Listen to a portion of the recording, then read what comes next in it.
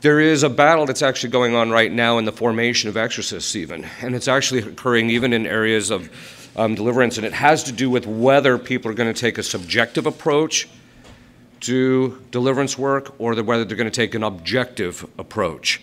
And this is where the real problem is that people tend to think that subjectively they're okay because, well, I was good intentioned. Demons do not work off of intentions.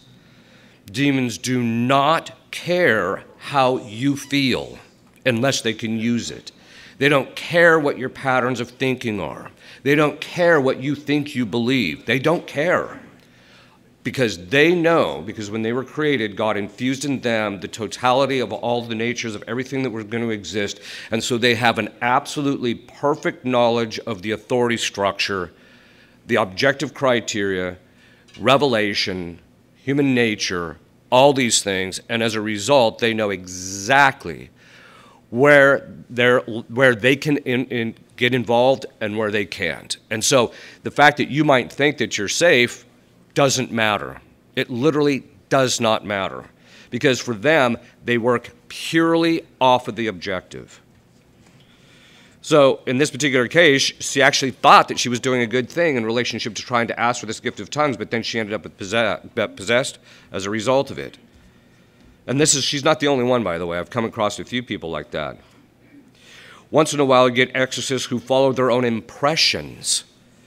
Now, it's true that God does give graces to the exorcist during solemn session where you're doing exorcisms over people who are possessed, and God does give the grace to the exorcist. But the grace, and this is where people have, the theology of grace has completely collapsed in the church. The fact of the matter is that grace enlightens the mind. So it's something that's put in the mind and strengthens the will. That's one of the two things that they say actual grace actually does. Enlightens the mind and strengthens the will.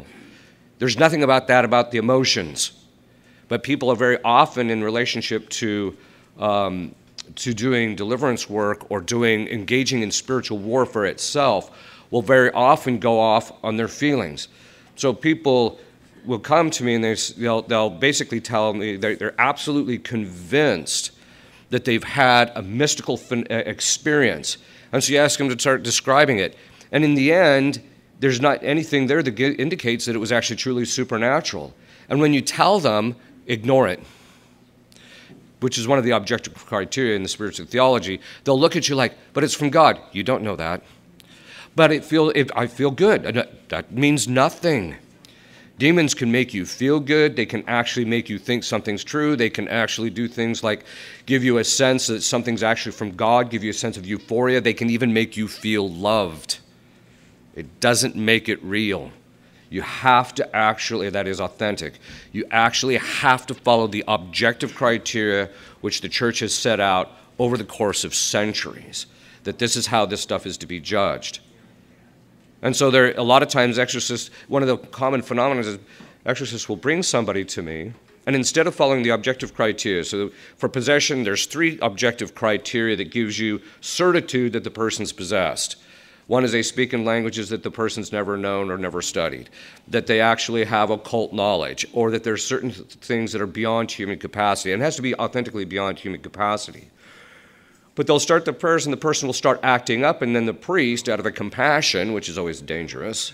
Now, I'm not saying priests shouldn't have compassion, but what they'll do is they'll actually start doing the exorcisms with the person, and then by the time they get down the road, because they actually think the person's possessed, even though they've never seen a clear preternatural sign, that is something that's beyond human capacity to do, they've gotten way down the road, and this person is just continually acting. And so, you ask the priest, well, did you see any preternatural sign? No.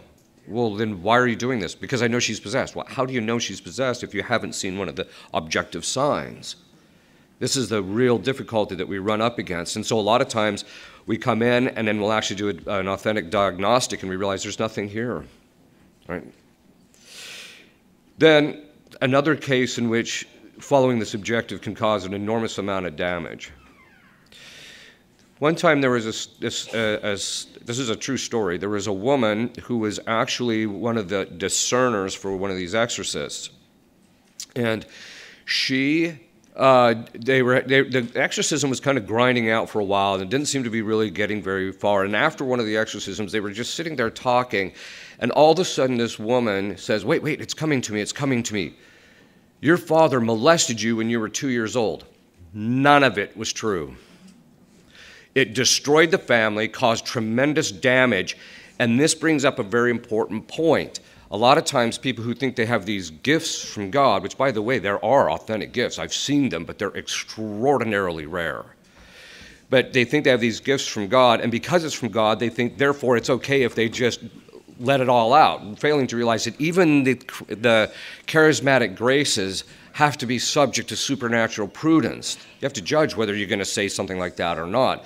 And it also violates a principle which we always follow, is you never talk to the person who's possessed. You talk to the priest, and then if he deems it's necessary, then he'll talk to the possessed.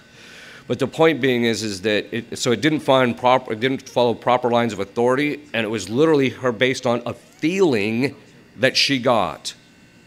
This is why this subjective side of stuff can cause a tremendous amount of damage, and it cannot be the principles of judgment.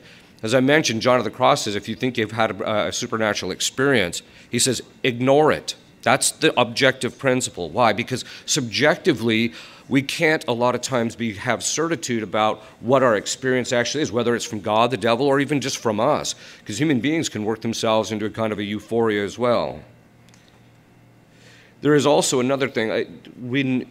A lot of times, and this is something which, fortunately, because of the way our protocol is set up, I don't deal with this too much now, but when I was first doing exorcisms, people would come to me, and they might be possessed, but they insisted on determining when the sessions were, what was going on during the sessions, what prayers I could actually say, etc. And so I had to tell them, so this is basically what it boils down to. Demons have the ability to affect anything that pertains to our body. That includes your memory, your imagination, your emotions, this thing what St. Thomas calls the cogitative power, which is the ability to make associations, which means they can affect your perceptions and everything. So they have this ability to actually affect that. So if you are in the driver's seat regarding the liberation process and the demons are in control of that aspect of your body, then they are in control. They're in the driver's seat. And a lot of times it's hard to get them to wrestle that away from them because of the fact that they feel like the demons drive this fear. Well, if you don't have control, then bad things are going to happen. Well, if you have control, nothing's going to happen. In the end, it's Christ who has to liberate you, and that means you have to relinquish control to him.